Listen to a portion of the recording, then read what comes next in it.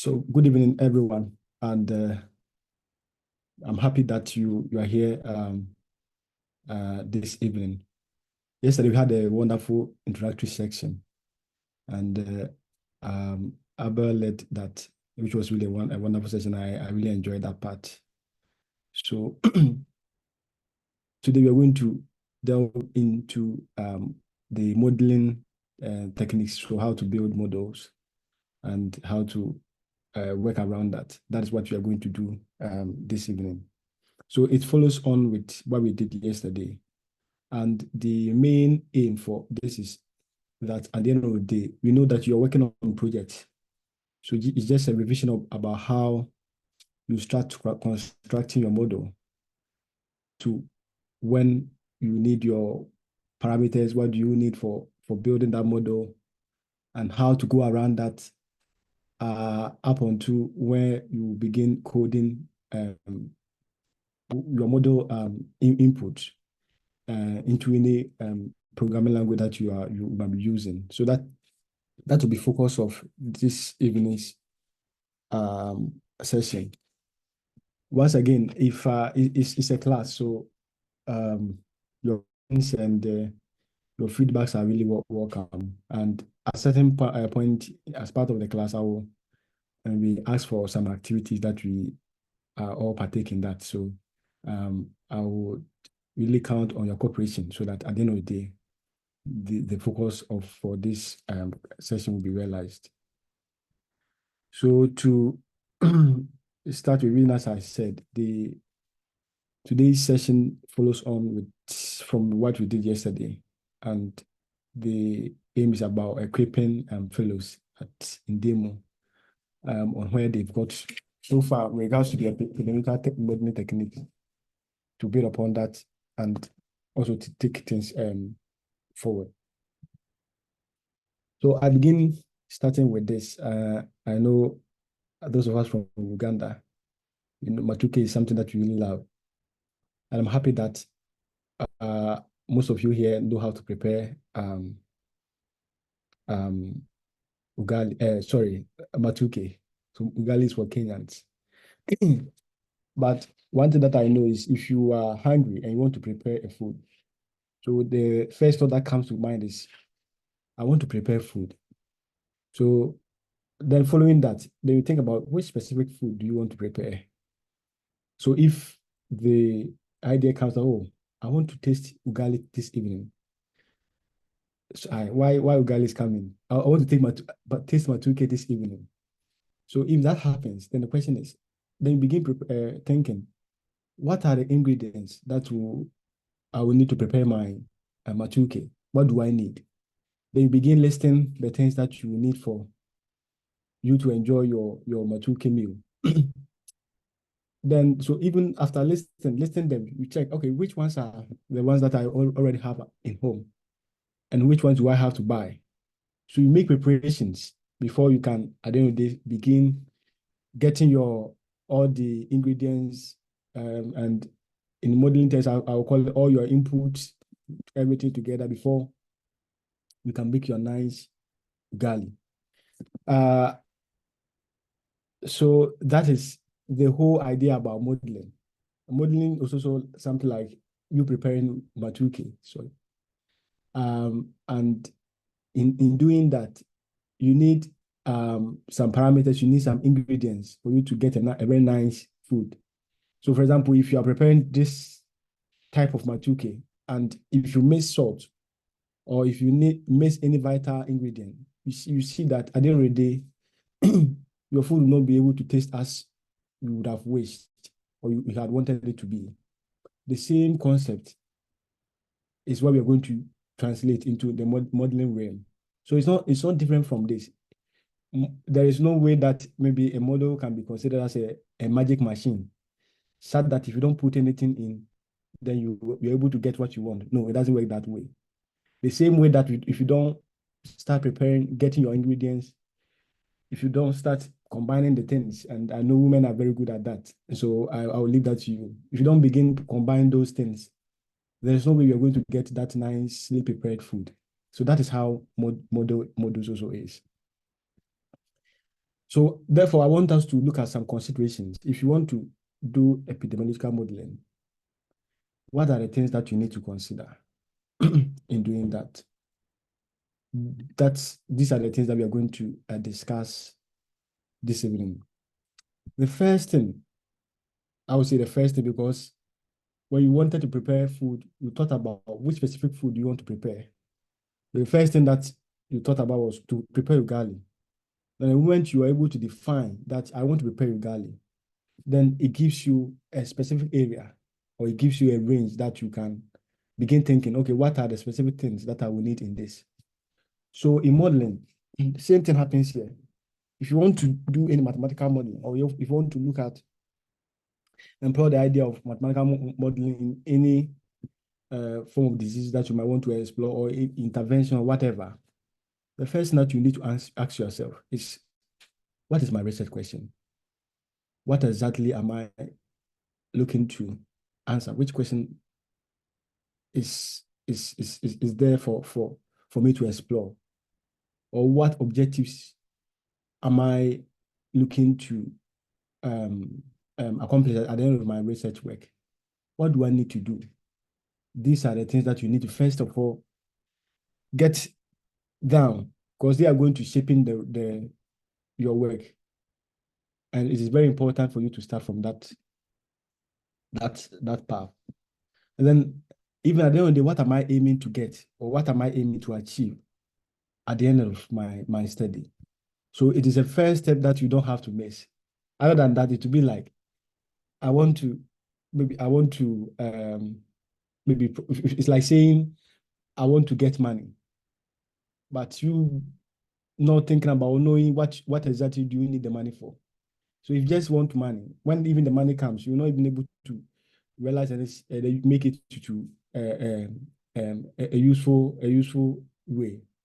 So it's always important to understand, or to come up with what is the exact thing that you want. What do you want to model? Which area do you want to look at? Well, there are several areas, and that will let you know, or that will inform you as to which method or which approach for you to take in order to arrive at your destination.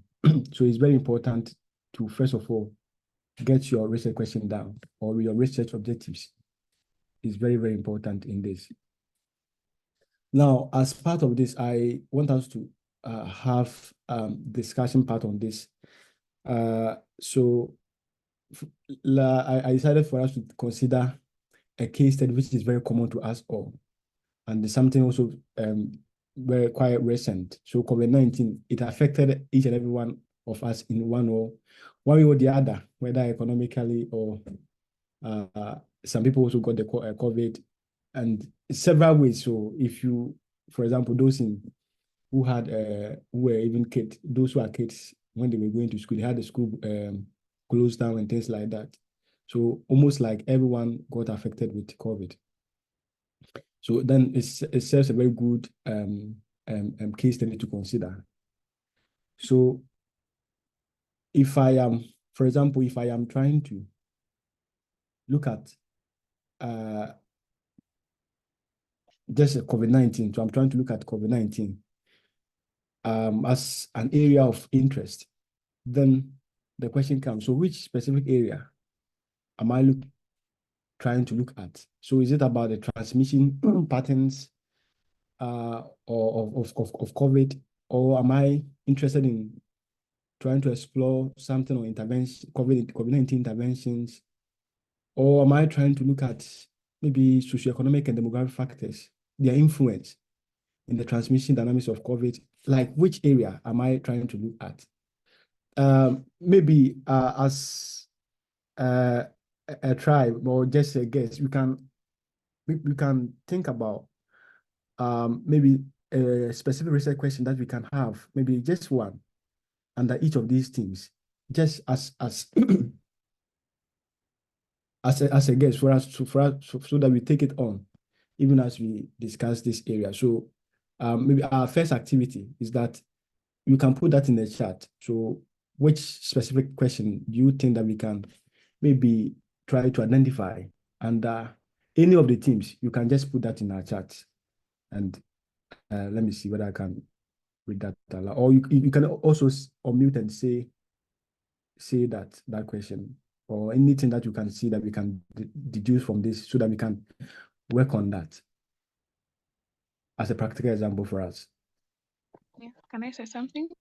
Yes, Shakira. Yes. I would look at effectiveness of interventions, and the question here that I would pose is how many deaths can be averted from a combined application of lockdown and face mask, right? How many COVID-19 mortality cases can be averted by the implementation of lockdown and face mask, maybe could have been averted, something like that during the outbreak. That's a very wonderful question or objective. So you want to look at the impact of these interventions, and even as you mentioned, you are looking at the effectiveness of these interventions. So that helps you to narrow down to know, okay, because I want to look at the impact of these interventions like lockdown and their contributions, especially in regards to averting number of deaths or cases. So that helps you to be very, very specific. So then that helps you to identify, okay, which methods can help me in this way, because now you have narrowed it down, and that makes the work very easier than just saying I want to model COVID-19, because COVID-19 is a very broad. So which specific thing are you trying to identify?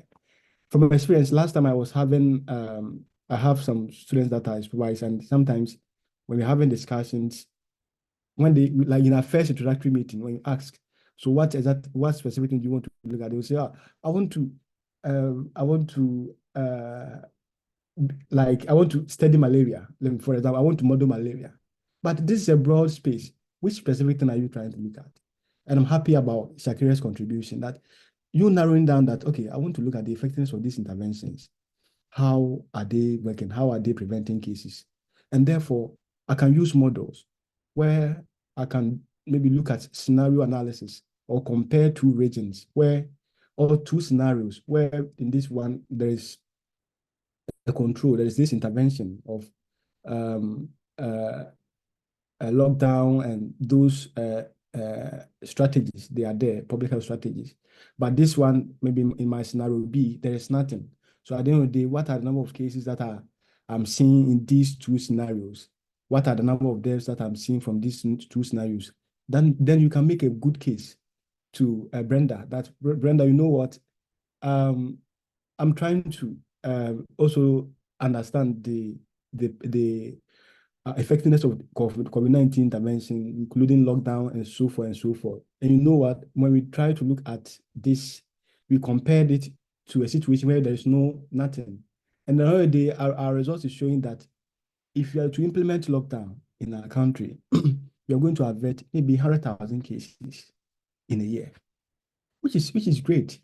So, and this is different from you saying, oh, Brenda, you know what? I think we should lock down, because I think that can help.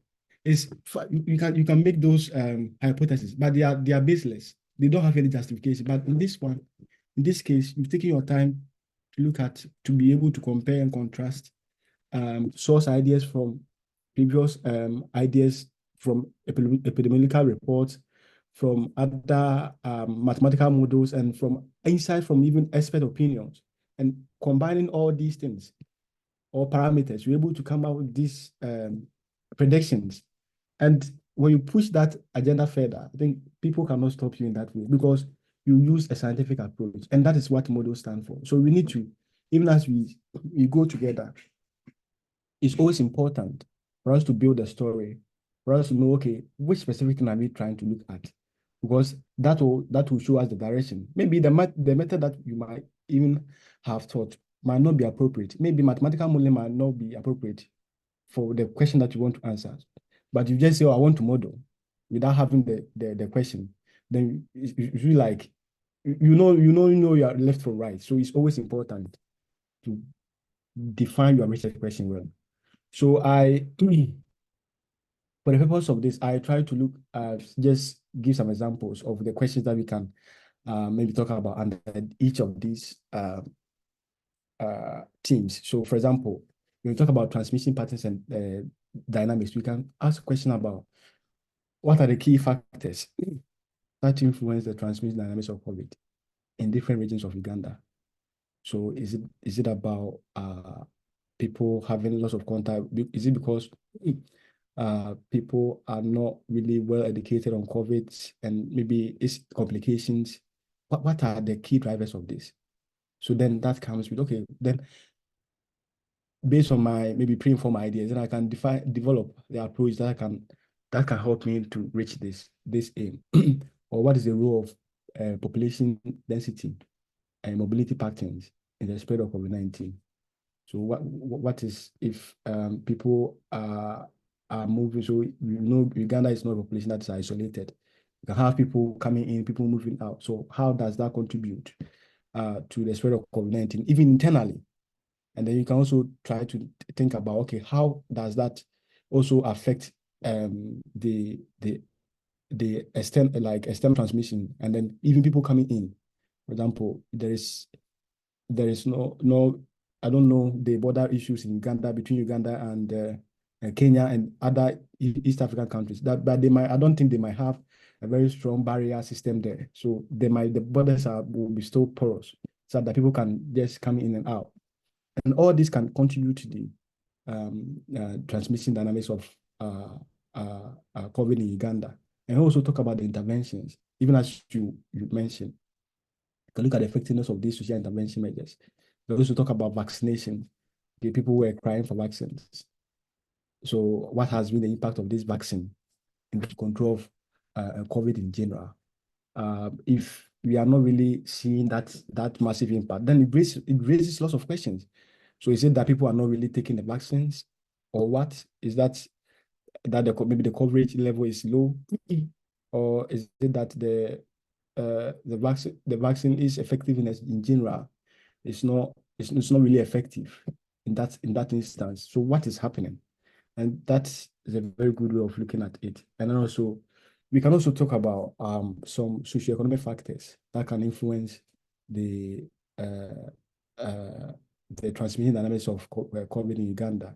So what's the transmission between the difference in transmission between those in urban cities and those in rural areas, this difference in transmission between those from rich home and poor homes. We can look at all these factors in even communal areas like markets, schools. What is the difference as compared to allowing people to live in their homes? So it's very important to narrow our research question, and that helps us to know the direction that we can take the work.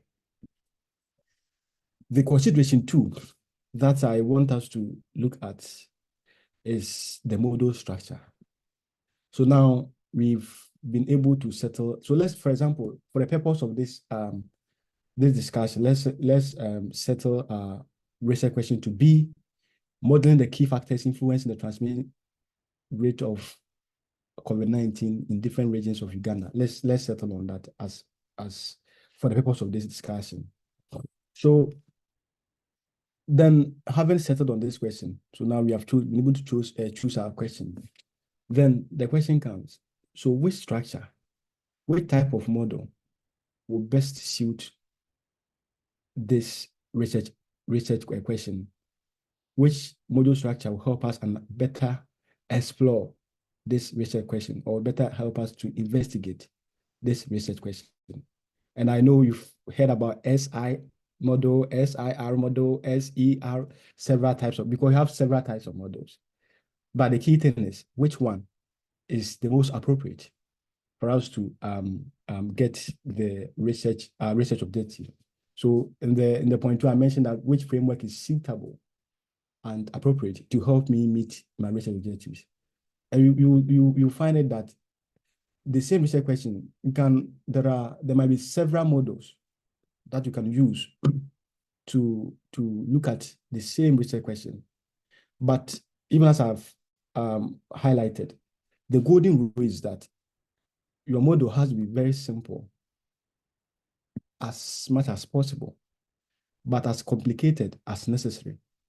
What I mean is, you don't have to really complicate things. If a simple model, if a parameter or if a compartment is not really needed, it doesn't, fine, it is there, but if it is something that doesn't help you or will not really contribute in your overall research objective, there is no need for you to include that in your model parameters or the input. For example, we are looking at modern factors influencing the transmission rate of COVID in different regions of Uganda. And we are looking at maybe the issue about, so we are looking at maybe within a month, we are looking at what is the contribution within a month. But in a month, I'm not sure whether if you are modeling in a month, in this case, it is important to consider the aspect about climate. For example, maybe considering wet and dry season, because I don't know the climate system in Uganda, but maybe within a month we might not experience any significant change in that parameter, in the climate parameter. Therefore, it might not really contribute to consider that parameter in our model structure. So in that case, why do we have to think, oh, maybe I saw someone's model and the person included maybe a seasonality rate or seasonal factor or seasonal parameter, which represents maybe the impact of climate, and therefore have to also include that. We need to think and explore if this parameter, if it doesn't really say much to my overall research aim, then it is not really good to include that. But any parameter that will at least help you know or better understand your research aim in whichever way, it is important to include that, so that helps you to get things to be realistic as possible. Or sometimes if you are, for example, if you are modeling the dynamics of maybe what I do, for example, meningitis, and you are not considering, you are taking the issue about aging out. So you are taking the issue about children being born, individual being born to the population. If you are taking that out, there is a danger to miss a very important epidemiological factor in that, because those we know from literature and from epidemiology that of meningitis that children have so individuals below 1 to 14 years have about 70% burden of meningitis. So of all the burden of meningitis, they experience about 70% of that. So then it's important to, if you are looking at maybe a long years trend of meningitis, maybe 50 years or 70 years, it's important to consider, okay, what about those who are being born into the population and what is the dynamics over time? So it is good to make your model as simple as possible, but as complicated as necessary. So as an example, I just showed this to be two separate models that all talk about we can use to study the dynamics of COVID-19. So this one is taken from Bill et al. In 2020. And this looked at the impact of these social interventions on COVID-19. And they grouped the population into two sections. So, for example, this might be one region, maybe Kampala, and this might be another region in Uganda, maybe a smaller region, maybe Masaka in Uganda. So they were trying to look at, okay, what's the contribution under each of these compartments to the overall dynamics of COVID-19 in Uganda, as an example. Or we can also say, okay, we don't want to separate the population. We don't want to partition the population into smaller units. We just want to model, consider that, so the whole of Uganda is one big entity, so no smaller divisions in that. So it's about what helps, what can better suit what I want to do. In this case, maybe it might be that because Kampala is the uh, is the capital of Uganda, and that is the largest populated area in Uganda. So we might expect that they have high contact patterns. There are lots of communications and lots of interactions as compared to those who are in maybe villages. So we can maybe partition the population into two, where this will be the first part will be a highly dense population in Uganda, and then this will be a place where you don't have, people are not really stacked, and there is the social contact interactions are not really great. Therefore, we will not you have different parameters, contact parameters, and other parameters might be different in these two regions. So that is one way we can look at that. And here to myself, oh no, I don't want to go this way. Maybe I want to consider the whole population as one entity. So it depends on what your overarching name is. That informs you about the model structure that you have to use. Another consideration that I want us to also look at is model assumptions. So modeling is full of assumptions because we are trying to look at a population, and instead of we trying to look at every individual person as a different entity, we try to say, okay, we want to assume that this information applies to all these people in this particular space. We want to assume that, okay, all females in Uganda are highly income individuals. But if you go into detail, that might not be so. So it's important to always clarify and let people know, okay, which assumptions are you making?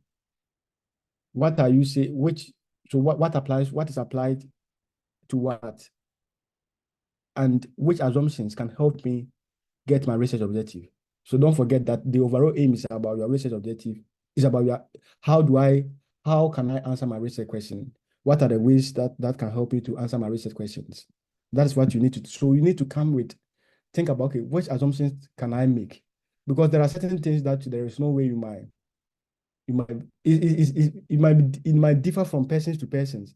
The vaccines, fine, you say a vaccine has a high efficacy, but technically there might be some cases where people will still take the vaccines and it wouldn't work. And I know you are clinicians, some of you are clinicians, you might have a lot of experience on that. It wouldn't work at all. However, but we assume that, okay, assuming that maybe anyone who takes the vaccine is being protected, is being immunized. That's what we assume. And that assumption helps clarify and then takes away maybe all the questions about, okay, what about this? Or what about if someone takes the vaccine and the vaccine doesn't really work? Then the question is there an evidence? If there is an evidence, then you find a way to quantify that. If there is not much evidence, we say, okay, then it doesn't really matter. It doesn't really cause a big issue. For example, if you have a population of about 40 million and maybe only 30 people or 20 people have reported that following the vaccination, only the 40 or 20 people are saying that the vaccine didn't have any impact on them or any effect on them.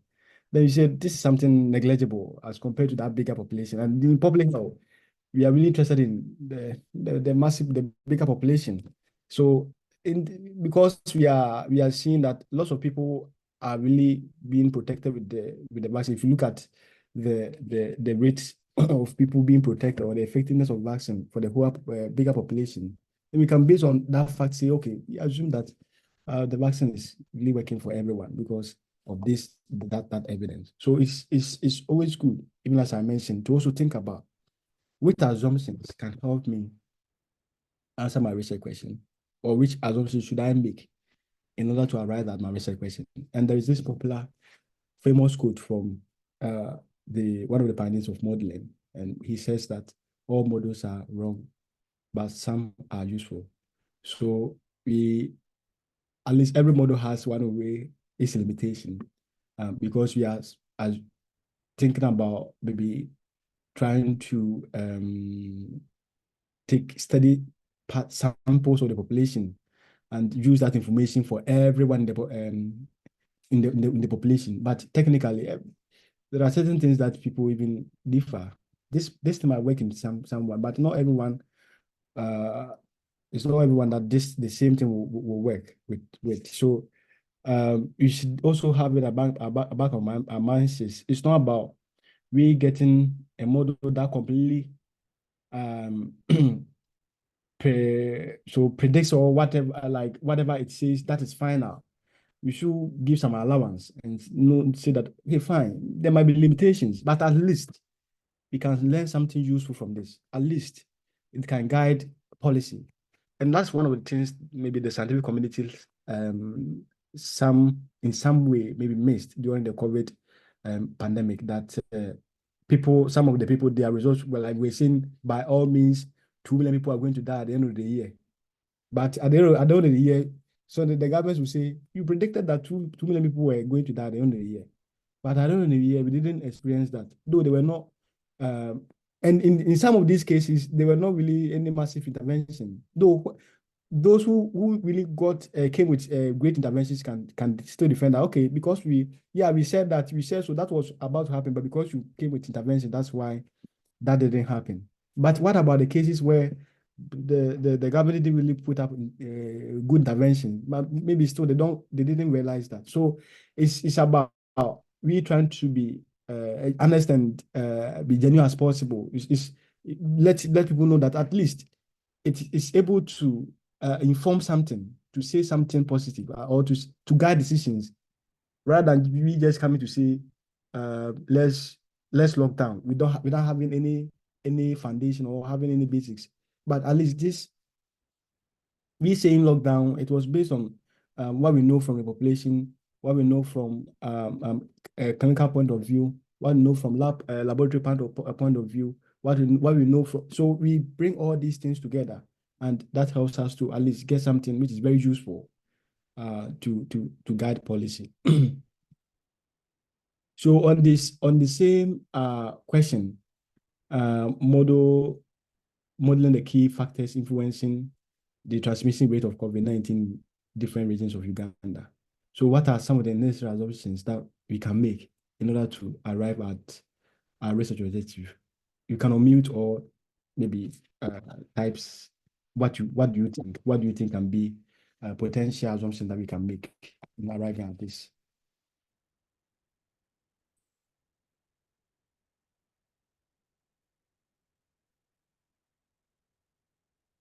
Yes. Any idea? What are some of the assumptions that we can make in arriving at this? Yes, please. Sorry, I didn't put up my hand, but am I right if I make an assumption that the factors are not time varying, like they are constant factors which do not change with time? Which factors? Is about the interventions or the rate of transmission, or which factors do you mean, to be specific? Well, based on the research question, modeling the key factors influencing the transmission rate of COVID-19 in the different regions of Uganda, I would be thinking of, let's say, social demographic factors and any other factors, right? And trying to look at factors that do not change with time, Okay. right? Okay. Even to those that change with time, I would sort of like want to assume that people do not evolve over time. Like, let's say if you're aged 5 years, for that point in time, you will be that, and you will not change to being 6, 7, or 8. I will not account for that change. I don't know if that's really applicable. I'm just trying to think, but yeah. Yeah, that's wonderful. It's applicable, yes. And in most cases, we use, so what you're following from what your contribution. So most cases we use constant population, and that's what you were saying, that you assume that okay, over the time, no one ages. So if you are 5 years, you remain 5 year old, even as for the time period considered for the model. Yes, you can look at that as an assumption. So, and I personally, that's more than that's where I start from, especially when we can look at um, the dynamics of maybe the disease when the population is not changing. In terms of the people are not aging, and if people are not aging, for example, so I make population to be constant. So that means people are not aging and people are not being born to the population, as a base case to understand, okay, what is happening, and also to check my model, okay, is everything working right as expected? So it is a good assumption that you make, and I like that point also, that it also makes things simple in that capacity. So as a base case, you start with something simple, so you can make an assumption, okay, for the purpose of simplicity, I assume that the so no one there is no aging parameter in my model, so people don't age in that capacity. You think that in that sense, what you are saying, that um if people in age 5, their total population, their number in their so if people in age 5, their population is 100, there are 100 individuals who are in age 5 class. Then next year, the same 100 people will replenish that population. Okay, so there is no difference. It doesn't mean that people will not age, but what you are trying to say is, at every particular time point, the number of individuals in that age group is the same. That's what you are telling us, which is a good assumption that you can make. Though you can improve upon that even as you go on. Yes, that is a wonderful point. Does anyone have any idea on this before we go on? Any assumption apart from you assuming that the we have a constant age, so people don't age. Yeah, people don't age. Well, I don't know if someone else has unmuted. Sorry. But the other assumption that I would make is everyone has an equal probability of, the chance is the same for you getting the infection. So it's not that a particular group of people is highly susceptible to the disease compared to the other group of people, but you're all equally susceptible. Like if it can get so and so, it can equally get you at the same probability. Like, yeah, I would make such an assumption as well. Yes, that's also for simplicity, which is great. Though we know that COVID, those with comorbidities and aging are high at risk with regards to COVID. But because you want to make things simple as the base case, yeah, it's good, or it makes sense to assume that, okay, for my base case, I assume that um, each and everyone in the population have equal chance of getting infected and equal chance of dying from the disease, which is completely fine. And even as I mentioned, it doesn't make your model to be wrong, because you've stated it clearly that this is an assumption that I made, and this I made that for simplicity's sake as a base case, which is fine. So that is the rationale behind modeling, and that is what I think why we are really trying to point it out. Even as when we're preparing ugali, so someone will say, okay, fine. Sorry, matuke. Someone will say, okay, fine. Although I'm preparing matuke, but for me, I want it to be very salty. So I'll put in more salt. Some also say no. For me, I think I I don't want to take much salt, put more salt in this. But I don't want to taste it to taste very salty. So let me put in small salt. Okay.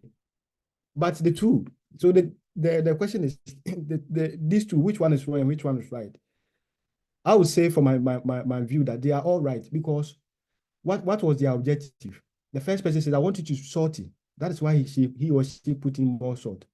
And this one says, I don't want it to be salty. That's why he put in lesser salt. So at the end of the day, they've all been able to reach their target, and that is success. So that is how model is. It's about, what do I want to do? What do I have? What can help me achieve what I have? Can I make it simple? If I need to include something which is complicated, is it important for me to include that? That is a concept, the brain behind modeling. So for this, I think I shared some here, and after this, we will take our 10 minutes break before we come back. So I was thinking about, even as you mentioned, so is transmission rate. So are people equally at risk in regards to COVID? Do they have equal susceptibility level? That's a question that you can ask. So that means, are you assuming a constant transmission rate? That means everyone has the same chance of being affected with COVID. Or are you saying, no, it varies? Because I know aging comes with comorbidities. And due to that, I assume that, okay, children have very low transmission rate with regards to COVID. And then those people who are aged and those people who have comorbidities like hypertension, diabetes, those people, they will have a very high chance of COVID. Therefore, their transmission rate will be higher as compared to children and maybe teenagers. That's a good assumption. So it's all about, okay, what do I want to do and how do I justify it? Okay. And then someone can also say, okay, well, I also want to look at where my population is static. So that means, yes, Shakira. I have a question when it comes to like the constant of varying transmission rate. Assuming I'm looking at a particular intervention rate that would end up affecting that transmission rate. For example, health education, right? But this is implemented at a different time point. Let's say before that particular intervention is not there, and then later on it's implemented. And then at the point of implementation, I expect the transmission rate to sort of like reduce, because then I want to believe that the community is now well acquainted with how should they protect themselves from getting the disease.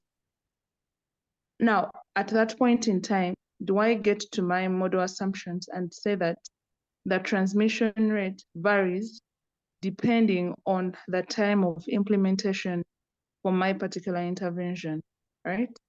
And I think, let me just put this here, that I am looking forward to when we get to the point of the coding and writing the model equation, where that bit comes in, where I'm so like considering a time point when the intervention is not there versus when it comes into place, to also see a change in the outcome that I'm interested in at the end of the day. Thank you. Yes, so I don't even see it as a question, but I see it to be a very good contribution and a very good example in explanation of using either constant or varying transmission rate. Yes, you are right. You are completely right that maybe at the onset there is no intervention. So therefore, I assume that the transmission rate is constant. So if I assume that the transmission rate is constant, then so over the time, over my whole time period, it is constant. However, in the process of that, in the course of that, maybe after a year or after 6 months of you experiencing the disease in the population, there was an intervention. So there's that rationale that because there's an intervention, there's maybe education or whatever, then definitely we should assume a lower transmission rate, which makes sense based on the data that we have, which makes sense. So then that comes under the varying transmission rate that, okay, we started with this, but so maybe for the first year or for the first 6 months, this was the situation. But even as we go on, we had an intervention, and therefore it affects this transmission. This intervention affects the contact patterns, affects even people, how their responsiveness to the disease, even the knowledge about even get knowledge around the disease, and therefore it will reduce the transmission rate. It's perfectly aligns that. So it's all about what is on the ground. What do you want to do? What do you want to achieve?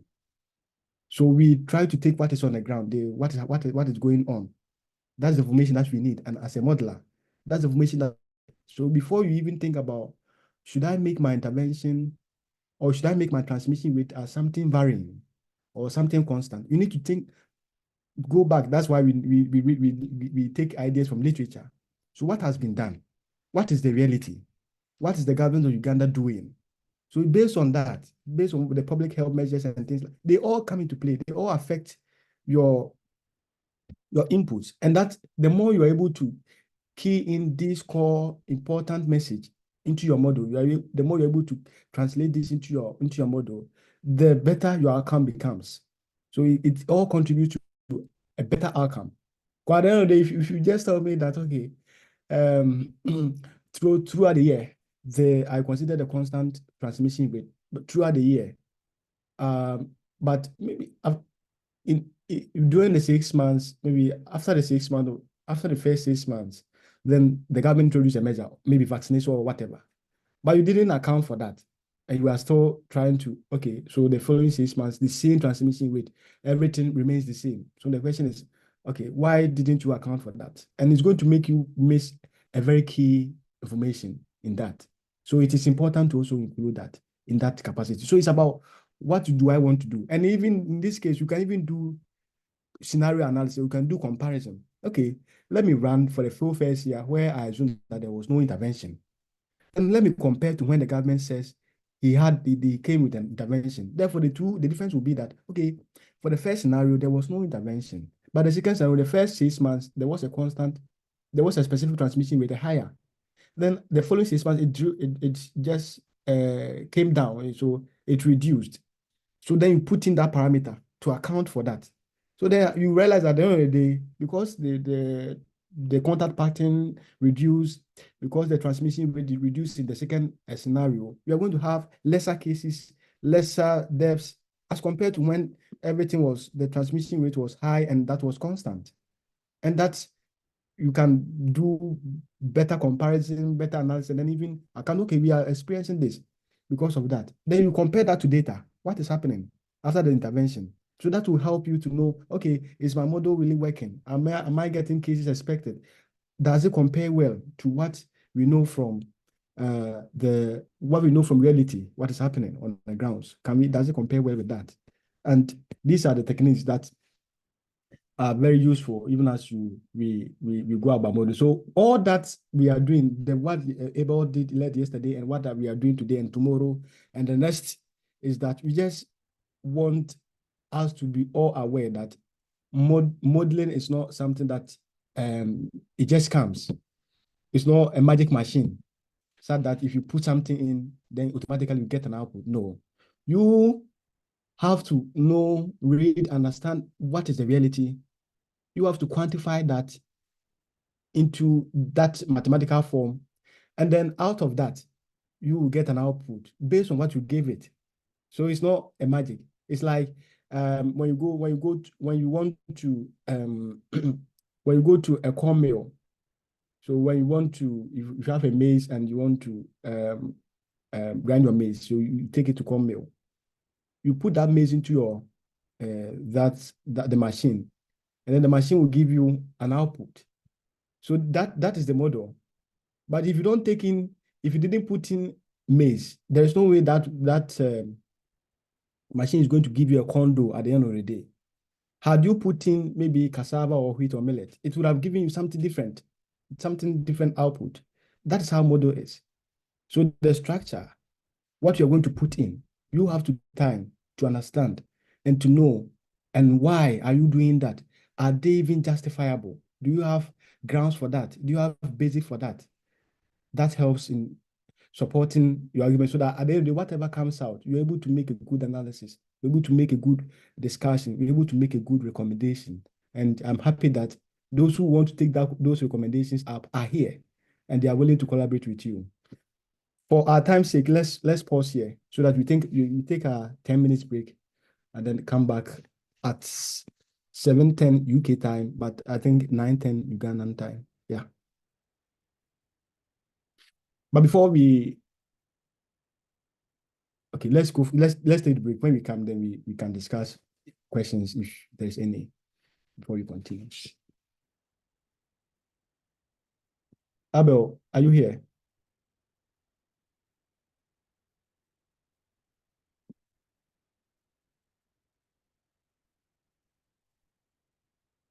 Can someone hear me? Yes, Mark, we can hear you. Okay, okay. So is it fine for us to take the break or sorry? What do you think? I think, Now, let's Mark, good evening. I think we can take a break of 10 minutes. okay, Yeah, then we get back. Thank you. that's fine. All right.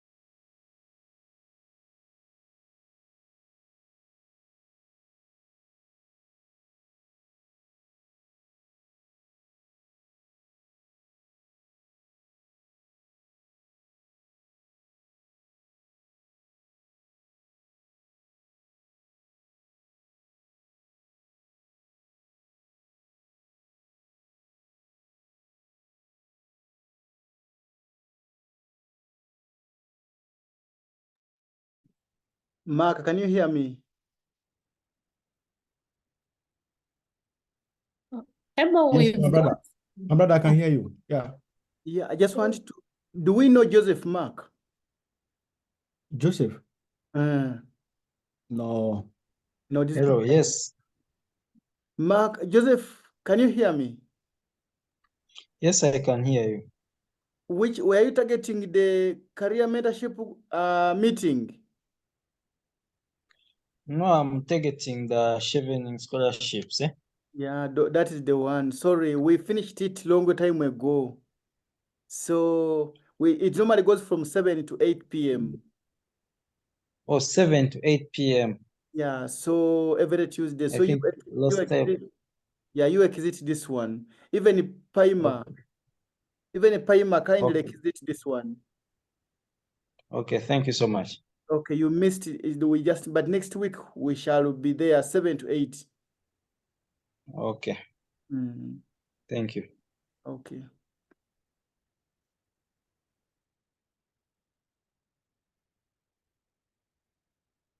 Mark, sorry, you were dealing with the people in a different the different audience. Yeah. Yeah, no worries. I am Yeah. even feeling sorry for them because it will make them confused. They didn't come for this. I know.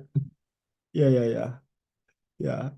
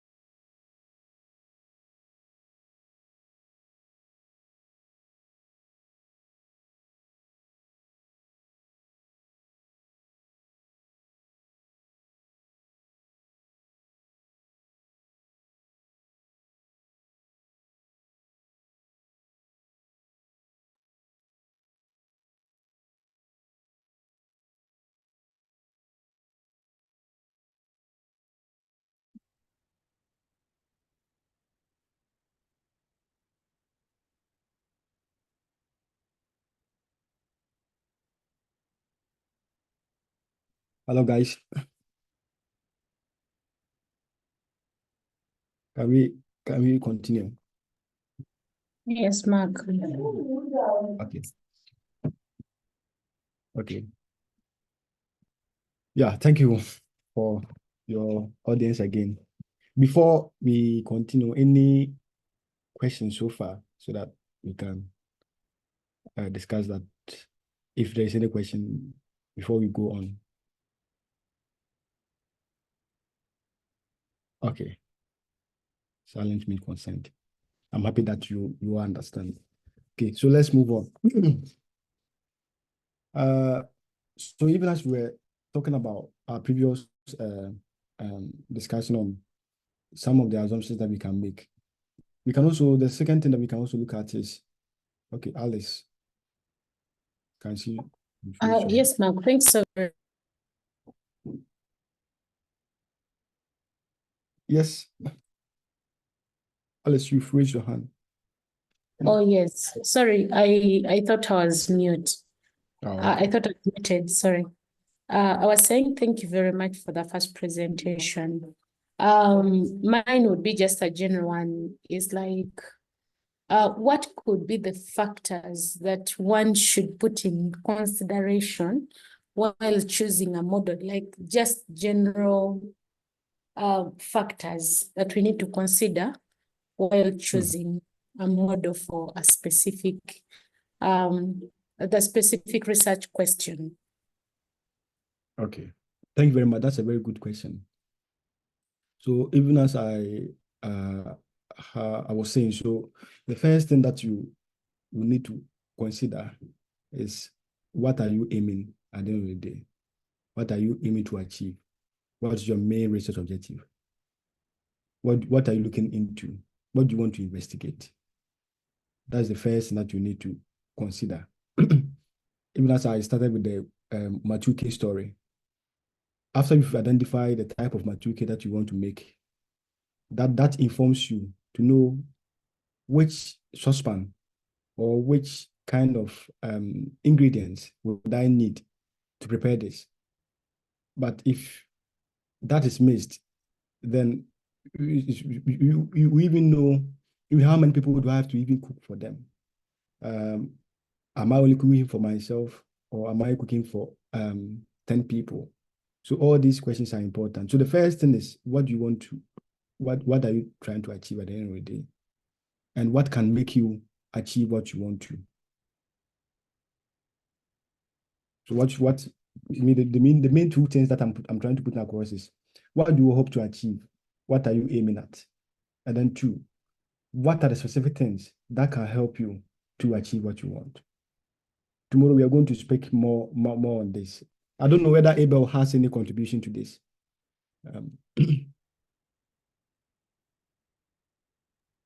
No, Mark, you've answered it very well. Yeah, you've answered it very well, because the research question dictates a lot. Yeah, it guides the everything actually. Yeah. Yeah. All right, thank you. Alice, I know that is helpful.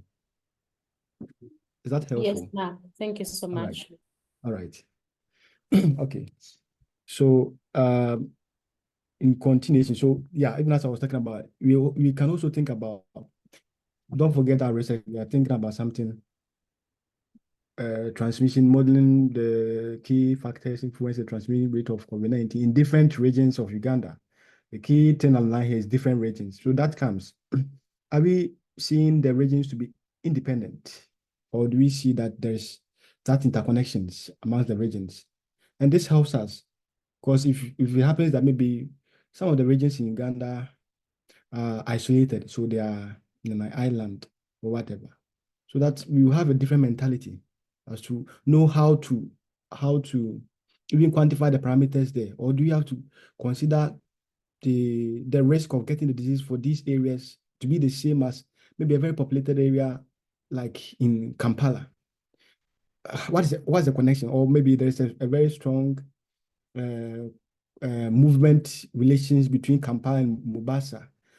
as compared to maybe Kampala and other regions. So what is the dynamics? What's the interactions? All these things have to be considered for you to better know the kind of assumptions that you can make. And also, my population that I am looking at, is it closed? So closed means don't allow anyone to come in. There's no external influence. Or is it open system? Open system means anyone can just come in. So now Uganda, if I want to come to Uganda tomorrow, I can just go and book a flight and then I'll just be there. If someone wants to come from Kenya, the person can also come there. If someone wants to move from US or China. So are you considering your model in that capacity where you allow people to be coming in? Or are you saying that, okay, strictly, maybe because of lockdown and things like that, it's practical. So therefore, we are considering a situation where there's no impact of external transmission. There is no allowance of external transmission in my population. Also, am I concerning the heterogeneity or homogeneity of the population? Are you assuming that individuals in the population have the same susceptibility level, or they have the same chances of dying from the disease, or they have the same contact patterns? All these are something that we really have to look at, because we know children really play a lot, and school children, so they go and play with their friends, their counterpart, their age mates. They move along. They move out a lot as compared to our grandpas and our grandmoms. For them, because of the how creative their system is, they cannot be going to several places. So sometimes they might just find them at the corner in your house. They cannot move move a lot across the population. But for children and for teenagers, they can just go here, watch football match, go there. So there is loss of contact. So are you considering, or are you assuming that there's same contact patterns and same interactions within the different age groups in your population? Yeah. And also, I like the contribution from my friend Shakira, yeah, about, are you considering a uniform intervention, or are you considering a varied intervention? So what happens? Maybe the first 6 months, what happened? Are you saying that everything, so the interventions just run smoothly? We had a lockdown throughout the year, or we had it, the disease came for some time, there was a lockdown, then the lockdown was removed, then something else came, that intervention was also removed. So now, do we have any intervention? All these have to be known before that can help you make a very good assumption about your model. And don't forget that assumption forms one of the basics. So if you want to get a very good and reasonable outcome, the foundation is here. Your assumptions. What are you assuming? What are you taking out? What are you bringing in? And why are you doing that? It also has to be justifiable. You don't just assume, but it has to come with at least some justification, some rationale behind that. Okay. Another consideration that I want to also want us to also look at, and this is the fourth one. So the last one is, after this one, there's another only one consideration that we are going to look at. Then we bring the class to a halt so that we can engage and interact for questions and contributions. It's about model parameters. So then now we've been able to identify a research question. We've been able to identify the structure or the model or the machine that can help us answer that question. We've been able to come with some assumptions that if we impose on this machine, it will help us get our research output, or it will help us get what we want or what we are aiming for. Then that comes, okay, this machine is also a system. And this system, you need some elements to put into that system. And therefore, then let's get back to the Matuke example. So we know the ingredients for preparing Matuke.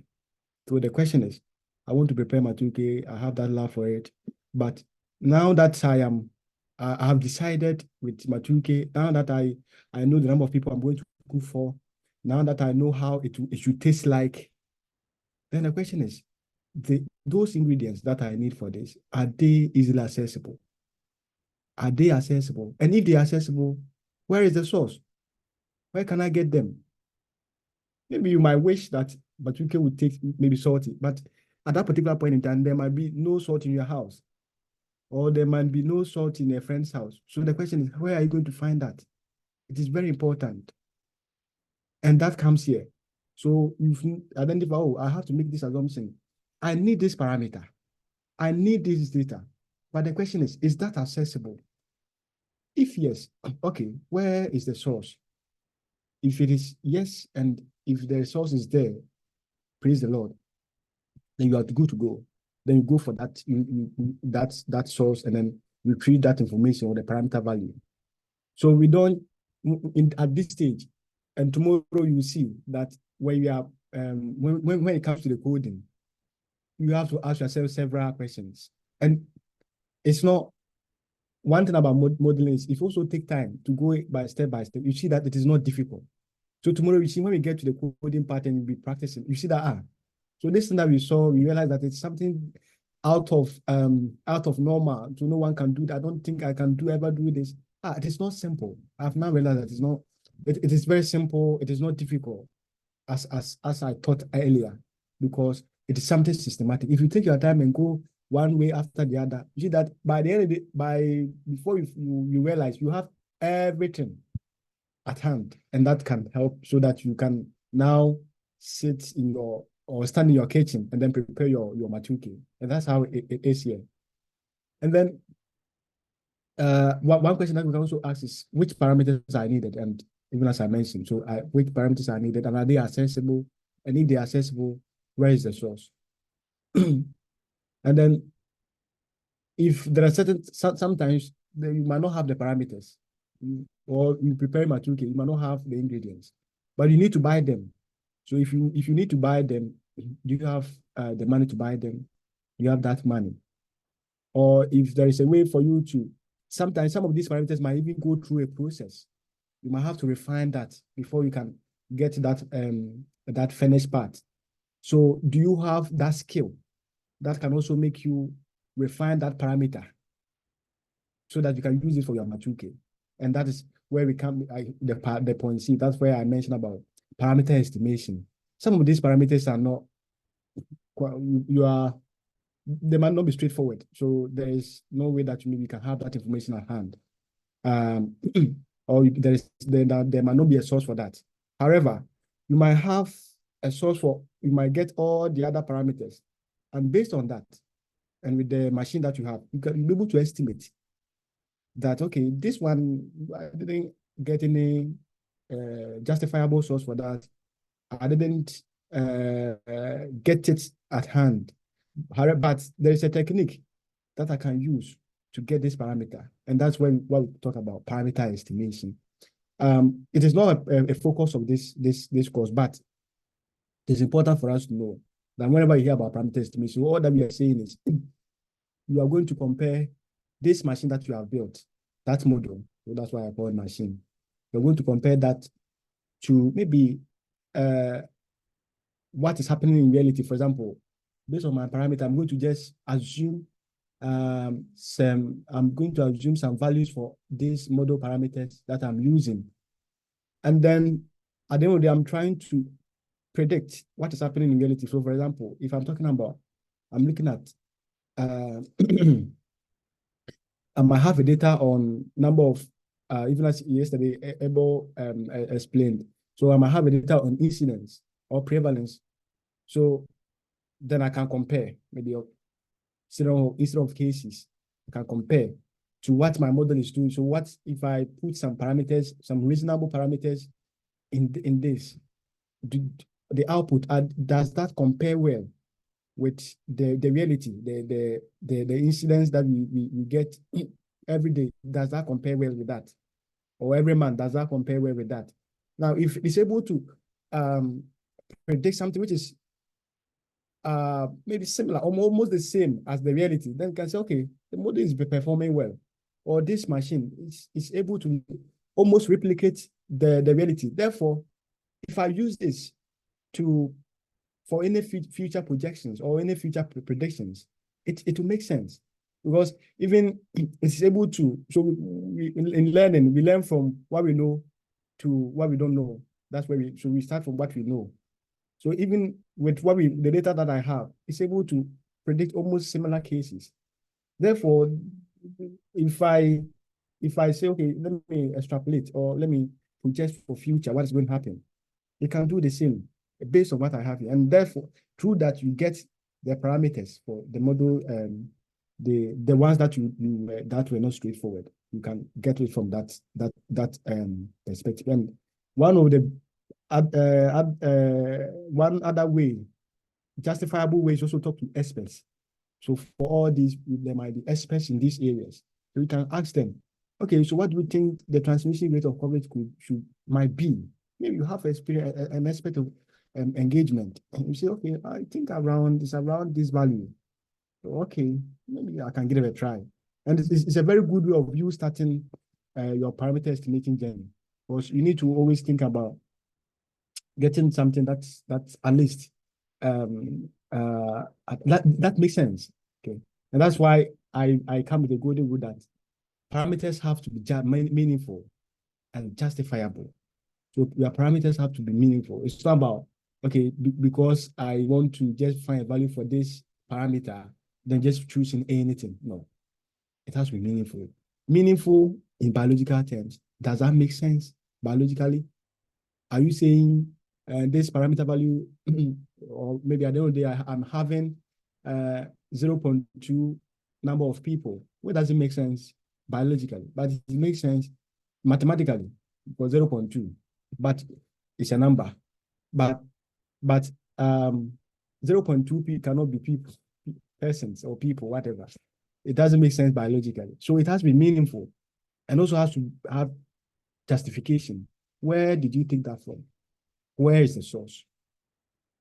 If you guess, what was the basis of that guess? That's the meaning of justification. So it's not about you find all these it's not a necessity that all the justification should be a published work or whatever, but it should be like based on something informative. What's the reason behind that? And as long as the reason makes sense to you and it is meaningful, we can take it up, and that is how we get our parameter values. So back to our practical discussion. So based on the question that you continue to explore, what parameter information do you need? So if I want to model the key factors influencing the transmission rate of COVID-19 in different regions of Uganda, which parameters come to mind? Maybe you can share that in the text box, or in the chat, or you can just unmute and just we talk about that. Yeah, which parameter values come to mind if you want to model the key factors influencing the transmission dynamics of COVID-19 in different regions of Uganda, based on the discussion that we are still having? Which parameters come to mind?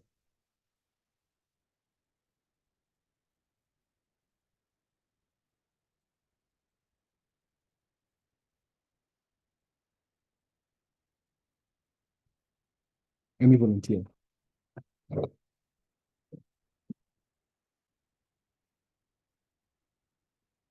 Okay. No worries. Let me share what I have here. So there are several parameters that come to mind in regards to this. So for example, you can talk about, and sourcing these parameters, you think about what the disease is, what's the population that you are dealing with, what is the public health doing, or the main health body or the regulatory body that is in charge of that government body, what is it doing? And then you can also talk about some of the economic aspects of the population that you are dealing with, the health system there, and also the behavior of these people, the population that you are dealing with.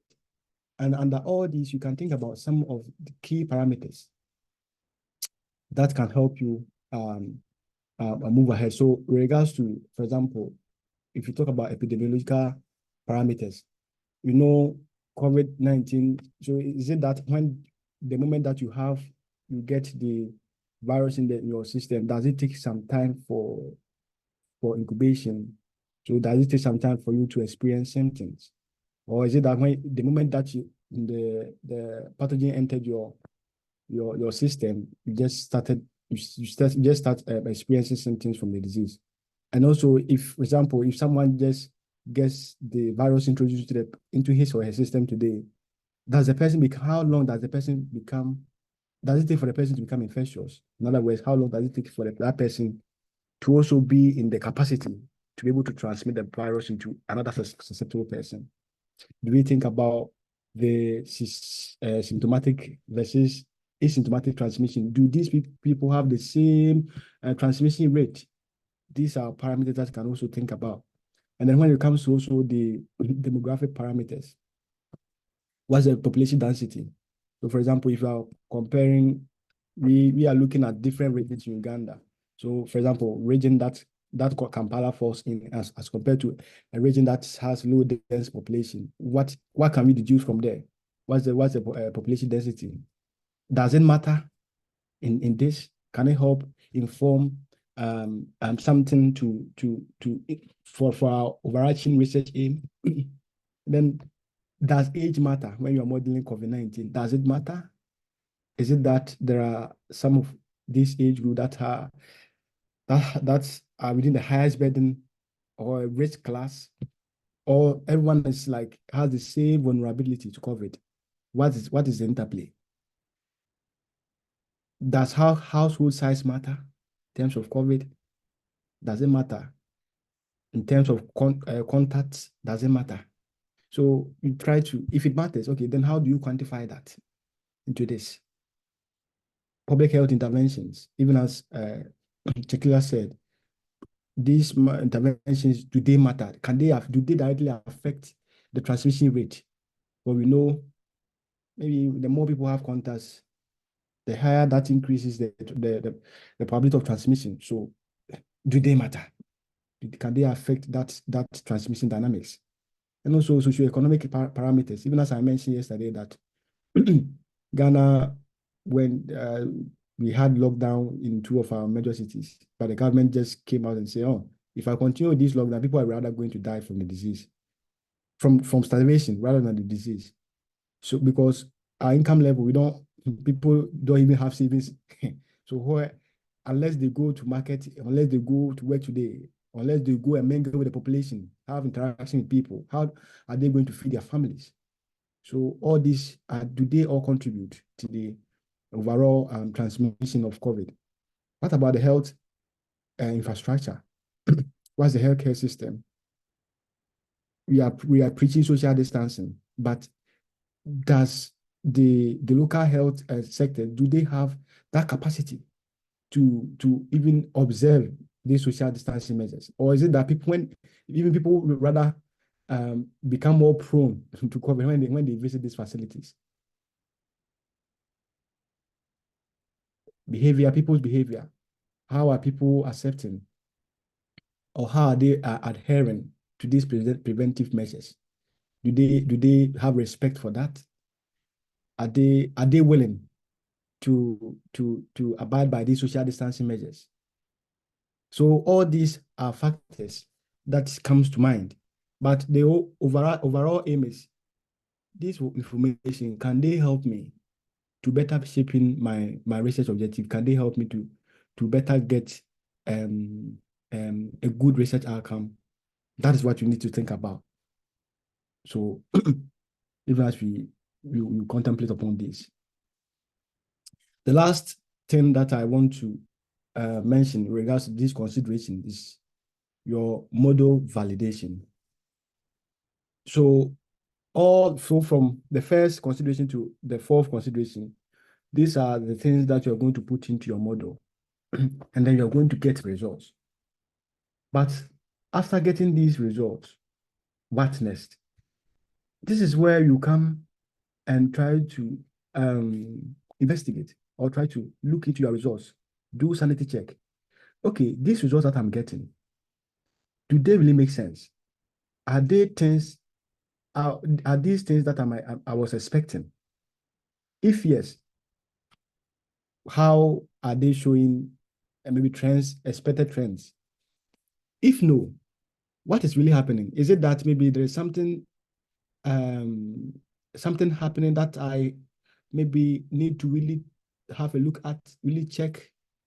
Or is it that, okay, this is what is happening? I didn't expect this, but can I learn something from this? Or this is happening. I was expecting this, but something else is happening. Is it because there was something wrong with my model? I mean, is it because there was something wrong with my parameters? Or is it because there was something wrong with my assumptions? So then this is a time that you take time to analyze your results. Does it make sense mathematically? For example, you modeling at the end of the day, you are getting negative. So the number of people in a susceptible class are negative, maybe 24 or negative 1 million. Does it make sense?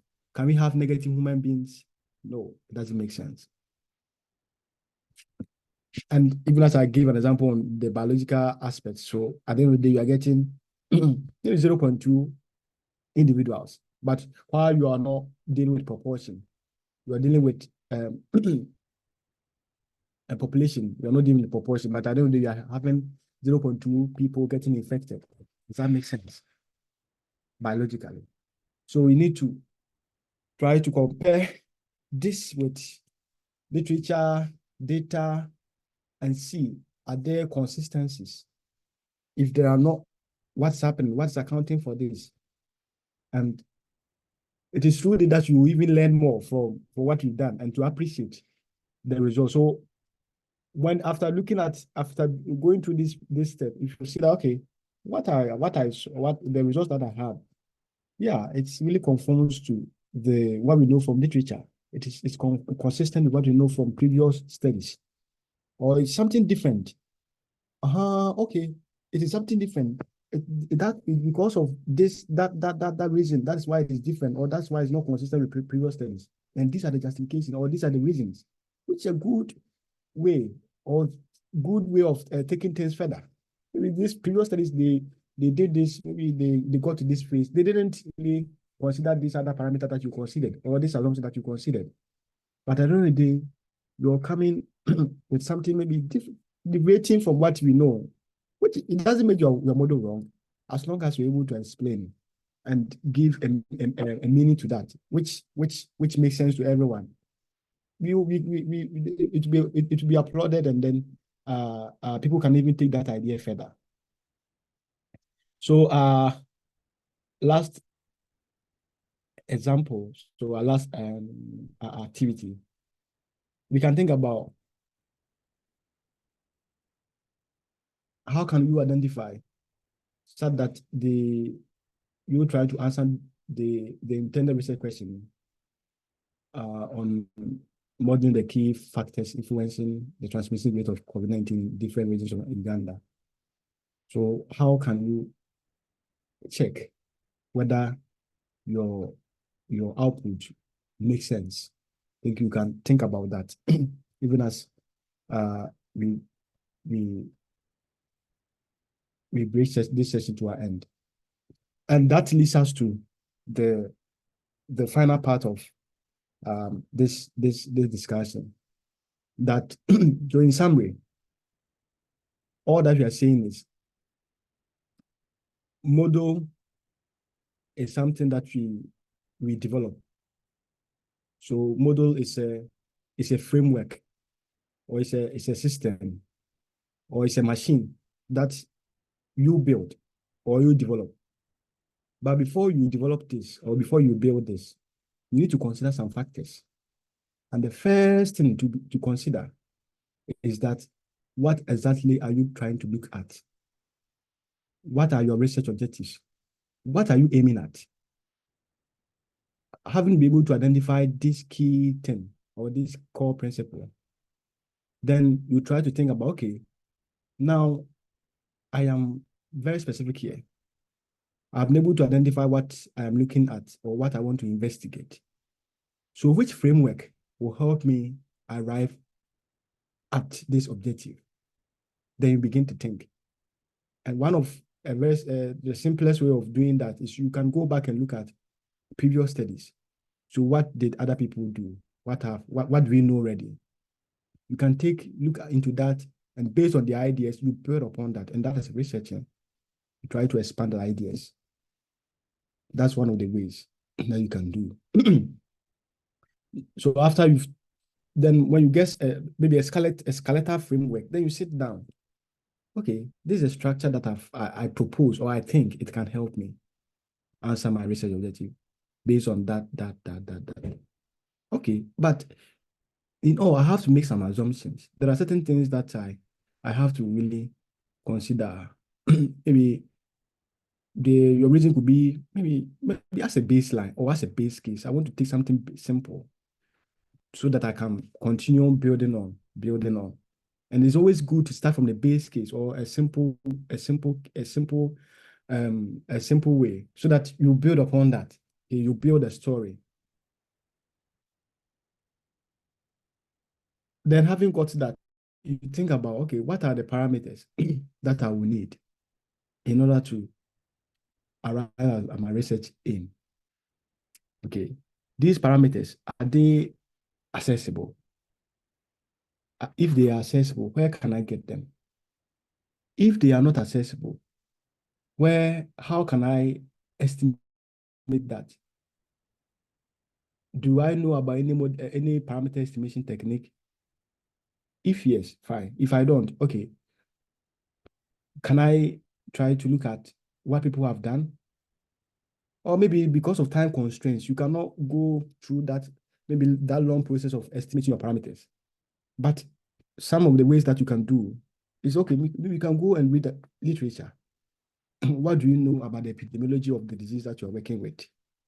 That can help you inform your decision on issues like incubation period, infectious period, those microbiological parts that can help you. Or sometimes you can even speak with experts. Okay, I want to do this, I want to do that. So if someone gets COVID, how long do you think that the person begins to also becomes infectious? Okay, so through that, you'll be able to get the parameters that you need through those interactions, and what you learn from data, what you learn from previous studies, you can get those parameters from. So then you bring all this input into your machine, the machine that you've developed. So when you put everything in, that's the coding part. You're going to continue that. We'll do that more in tomorrow's session. So when you put everything in, at the end of the day, to give you an output or a feedback. Then based on the output, you sit down, you analyze, okay, this feedback or this output, are they consistent with what I first of all I expected? Because if I am modeling, I'm trying to look at, okay, the transmission rate of COVID, factors that affect the transmission of COVID in different regions of Uganda. And I have Kampala, and I have any other region, maybe Mombasa. Let's assume that because Kampala is let's assume that it's overcrowded, there are lots of people there, therefore there is high contact pattern there. But Mombasa is not as highly overcrowded as Mombasa. Therefore, I will assume that Kampala will have a very high transmission rate as compared to Mombasa. Therefore, at the end of the day, then I should just, as from layman's point of view, I should expect that Kampala will have lots of cases as compared to Mombasa. But if my output turns so, okay, maybe this is what I expected. Okay, let me check other dynamics and see, or other analysis and see. But if it turns something different, then say no. I expected that because this one has Kampala has a higher transmission rate, there should be lots of cases as compared to Mombasa. Therefore, there should be something happening. Let me check again. Then you spend time and look at, okay, what is contributing to that? Maybe you might be right. Maybe there might be some parameters that might be balanced, or that might be contributing to why Mombasa is having lots of cases more than Kampala. Maybe those in Mubasa, Kampala, fine, they have higher contact rates, but they got a very high vaccination coverage, and the vaccine was very effective. But these people in Mubasa, though they did not have the higher contact pattern, but they didn't take vaccination serious. So they didn't even vaccinate at all. So that might be the contributing factor. So it's all about what do I put in? What have I got? How does that correlate with what I know from literature? Does that correlate with what I know from expert opinion and from data? Then that brings us here. Thank you very much for your attention. And I am happy for discussions, your questions, your contributions. And before that, Abel, 2 minutes. Any general remark? Maybe I left something, I missed something. Maybe you can just put that in 2 minutes so that we hear from our fellows.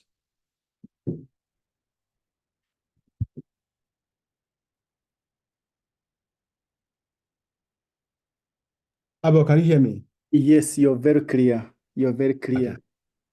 Okay. Yeah, you know, you've hammered the message home, and I'm excited about it. I just want to add on that let me begin from the point of parameter estimation, but also the availability of data. Actually, for members on the call, in most cases, if you approach seasonal modelers like these professors, when you get to them, they want to hear 3 things. The first one, do you have a biological understanding of the question you want to answer? For example, if you an epidemiologist or a nurse by training, and you're proposing to do work on malaria, or you're a medical officer by training and you're proposing to do work on malaria, say, oh yeah, this person has a biological understanding of the research question. That is one step in. The second thing these people want to hear, I mean the established modelers, is do you have access to the data that is going to help you answer the research question? Actually, for anyone who is targeting either postdoc or a PhD, when you write to a potential supervisor or professor, and they say, can we have a meeting to discuss your proposed model question? In the first few minutes, like 3, ensure you have mentioned that you have access to the data, or you have a clear plan on how you're going to get this data. Because the availability of data plays a very great part regarding the model question and the answering of the model question, but also your biological understanding of the subject matter and your biological understanding and your experience in the subject matter plays a very critical role during the parameter estimation. And if you can hear Mark emphasized, are these parameters justifiable?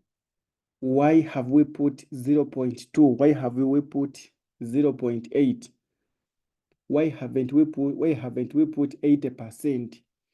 So you are able to argue that because very well if you have a biological understanding of the subject. For example, we say for me, I've been working in the hospital X, and I've been working there as a nurse. We have been monitoring malaria patients. They take 7 days on the ward or during the admission.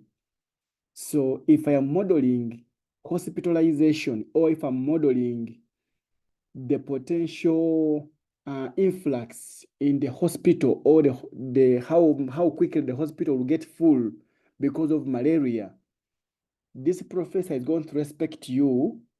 Okay, we're going to listen to you because you have a biological understanding of this question, this thing called malaria, and hospitalization, and you understand those dynamics. Those dynamics are very important when you're putting up the model parameters and then the model assumptions that Mark has emphasized. So the point I'm taking home there is that before you contact a supervisor, more so PhD and postdoc, be clear on data. And the day you have data in your hands, what I mean is, if George wants to do a PhD now on malaria, but George has already 1 million records of malaria cases in Uganda. He has an Excel document, and he has got from Ministry of Health, or he has downloaded from IMC clinics of Uganda. He has it. Or he has downloaded it from Novik Hospital for the last 150 years. He has that data with him. You know you are very marketable. You know every supervisor, or most of the supervisors will take you on. Once you tell them that, look, I am from this country, I understand the dynamics of this disease in this country, and also I have access to the data. I have it with me, I have it here, it is in the Excel sheet, I have it is here. I'm not going to beg, but I have it here with me. Trust me, you're going to be, every supervisor would like to work with you who has access to the data. On average, me and Mark know that our supervisors get over 20 requests to supervise for the PhD on a monthly basis, but they don't progress with most of them. More so if they have no data, more so if these people have no data, they don't progress with them. So the point I'm emphasizing is that parameter estimation is key. Your knowledge on the subject matter is key, or you working with somebody who is knowledgeable in the area is key. But dealing with the department which is in charge of that disease or that condition helps so much in model validation. And that's what Mark has been emphasizing. You will have some model outputs, and when you present to the commissioner or to the nurses who work, they say, no. This is over-exaggerated. You're saying we have 200 people dying of malaria on a daily basis? No. For example, last month we only lost 2 people. The other month we lost only 3 people. Actually, for the last 6 months, we have only lost 17 people because of malaria. So your model, which is predicting 200 losses, okay, malaria cases dying per day or per week, it's exaggerating. Now, once you begin hearing them say so, that's model validation. And that helps, that puts a check in the model inputs you had. Could it be that you estimated the transmission rate? Is it that you underestimated the population in the area? So I'm trying to say model validation is very, very critical. And to the fellows who are on the call, the main aim we wanted you to be attached to the departments was for model validation, for them to see sense in what you are proposing, what you are coming up with. The advantage is that once they validate and they are happy with what the model is predicting, the recommendations which are coming from this model, these people take them up, and they are happy to advise you on how to progress forward. Yeah, so in other words, I want to encourage members to have the validation sessions with the people who are in the department or who are in that space. For example, presenting your work to fellow modelers helps a lot. Presenting your work to other researchers who are doing work in that space. For example, if you are modeling TB, you presenting to people who are from lab background and who are doing TB screening in the country, or who are in charge of TB and leprosy programming at Ministry of Health, is extremely useful, is extremely important. Mark, those are my quick comments, and I want to thank you so much for the session this evening. Over. Thank you very much, Abel. Thank you for those insights. Yeah, though we've taken our fellow's time, but I think we are going to continue tomorrow. So no worries, we will catch up with your questions. But we have 5 minutes. If you have any quick question or contribution, can be a suggestion. We are all learning together. You're welcome to share.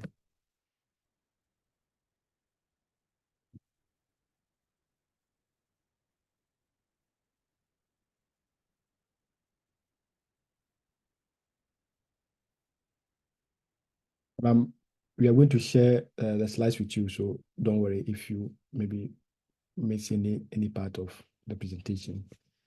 We are going to make it available for you.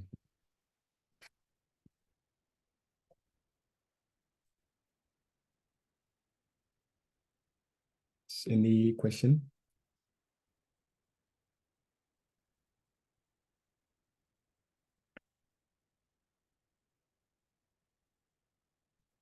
Okay, thank you very much. And we are happy that you were able to, first of all, come for this session. And Mark, before you come in, I want to probe George just to see if he has any comments to make on how the sessions are going. Why? Okay. Because it is his first time to interface with this world here. And so we'll be keen to see how he's progressing. And if he has any comments, is he learning, or is the speed high? Should we reduce? Although, because that's the main aim why we pulled some of them in. Mm-hmm. George, do you want to make some comments?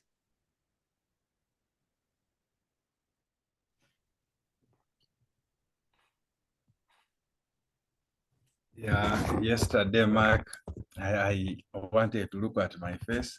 So Thank you very much. It's a privilege to see your face. You're welcome. Thanks so much. Yes. Yeah, my comments, I don't have much comments apart from one, appreciating. Thank you so much. You've been elaborate. I'm learning some things. One time I was in such a class and I was looking at a certain model. The parameters were very many, mu, beta, gamma, alpha, and some had even subscripts. So I was seeing them very many. I thought you would just imagine and put there and continue. So I've just learned something today, that you have to justify the parameters. You have to show a source, say, quote, a paper where it is published. So I've learned that one. I appreciate you so much, Mark. I've learned that one. The speed is not so high. George, just there. Okay. Because most of these models that we are building are going to be health in nature, like they are medical, we are going to be modeling medical conditions in nature. So if your source of the parameters could be any Ministry of Health document or reference tool or manual or guideline, that would be great. I'm just emphasizing that if it would be a Ministry of Health or national document, like now UBOS reports, UDHS reports, Bank of Uganda rates, World Bank rates. So some of those, those legitimate, those established bodies, the bodies which everyone will respect. Yeah, that would be great. Thank you, Abel, for chipping. I think our time is almost up, but I had a question that, hi, Mark, thank you very much for the presentation. I would like to know how the right model to work with, considering that in the modeling, there is different models. That's an excellent question. Thank you very much. Abel, our time is up, but what's your plan? what's your advice? Should we proceed with this question and close, or what do you advise? I suggest we pick it on from there tomorrow. Okay. That's fine. So, okay. But shall we be able to get the recording of the sessions? Yes, they are going to be uploaded on our YouTube channel. Okay. Okay. Okay.